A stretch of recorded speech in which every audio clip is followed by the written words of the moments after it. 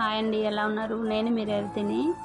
ఏంటి ఇది east or west గోదావరిలో ఉన్నటువంటి కోనసీమ జిల్లా అనుకుంటున్నారా? కానే కాదండి, మన శ్రీకాకుళం డిస్ట్రిక్ట్లో ఉన్నటువంటి బద్రి విలేజ్. అదేనండి మా ఊరు. నేను చిన్నప్పుడు తిరిగాడిన ఊరు.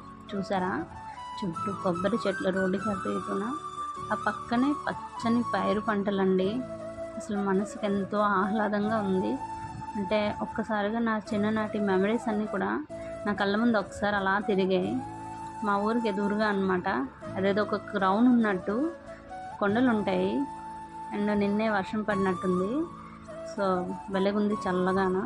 పెద్దగా ఎండ ఏం తెలియలేదు మాకు. సో ఇది బుడ్తి టు బద్రి వెళ్ళే వే అండి.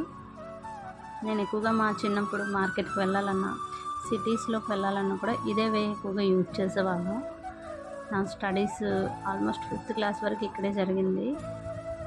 సో ఒకేసారి నాకు చాలా హ్యాపీ అనిపించింది మా వారితో ఇలా స్కూటీ మీద వెళ్తుంటే. చూసారు, అక్కడక్కడ చిక్కుళ్ళు, పాదులు వేశారు. సో మా ఊర్లో ఎక్కువగా బీరకాయలు, చిక్కుళ్ళు బాగా పండిస్తారండి రైతులు, పచ్చని పంటలతో. ఇది మా ఊరు కోనేరండి. తామర పువ్వులు అక్కడ పోస్తే భలేగా ఉంటాయి. సో ఇది మా ఊరికి ఎంట్రన్స్. సో ఆల్మోస్ట్ మేము ఊర్లోకి ఎంటర్ అయిపోతున్నాము. బాగుంటుందండి. ఈ సీజన్లో అయితే మాత్రం సీనిక్ వ్యూ భలే ఉంటుంది ఇక్కడ. మా వారికి అయితే చాలా బాగా నచ్చేసింది. సో ఇంకా అలా మేము ముందుకు వెళ్తూ మా మెమరీస్ అన్నీ మా హస్బెండ్తో షేర్ చేసుకున్నాము.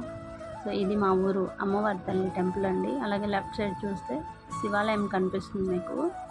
శివాలయానికి కాస్త ముందుగా వెళ్తే నేను చిన్నప్పుడు చదువుకున్న స్కూల్. అంతే. Thank you.